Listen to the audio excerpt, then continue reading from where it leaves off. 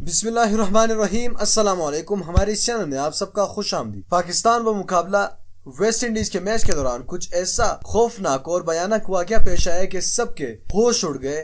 इस वाकया पेश आने के बाद दोस्तों, ये वाकया कैसे पेश आया जब पाकिस्तान के नौजवान बॉलर और तेज तरीन गेंदबाज मोहम्मद वसीम ने अपने डेब्यू के मैच में खतरनाक बाउंसर से वेस्ट इंडीज के खिलाड़ी को इंतहाई बुरी तरह से जख्मी किया। उसके बाद वो खिलाड़ी ग्राउंड पर लेट गए और उनको ले जाया गया डॉक्टर के पास। अब उस खिलाड़ी की तरफ से इंतहाई बुरी न्यूज सामने आ रही है।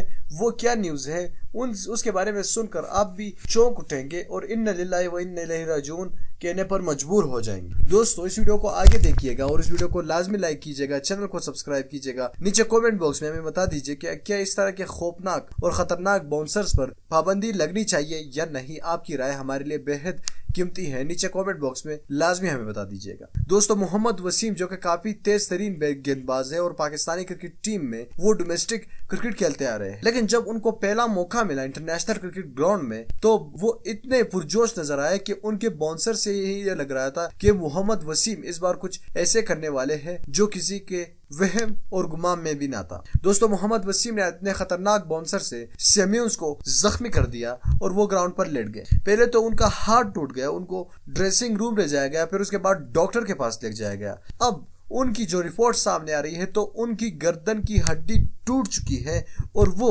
1 साल के लिए क्रिकेट से बाहर हो चुके हैं। दोस्तों, ये काफी ज्यादा शॉकिंग न्यूज है। आपने नीचे कमेंट बॉक्स में इसके लिए दुआ जरूर करना है। ताहम वो काफिर है लेकिन दुआ जरूर करना है उनके लिए, वो एक क्रिकेटर थे। तो दोस्तों, क्या क्रिकेट में बाउंसर्स पर पाबंदी लगनी चाहिए या नहीं? आपकी राय काफी ज्यादा इंपॉर्टेंट है इस बारे में। नीचे कमेंट बॉक्स में लाजमी हमें बता दीजिएगा। इस वीडियो को लाइक कीजिएगा, चैनल को लाजमी सब्सक्राइब कीजिएगा। अल्लाह हाफिज।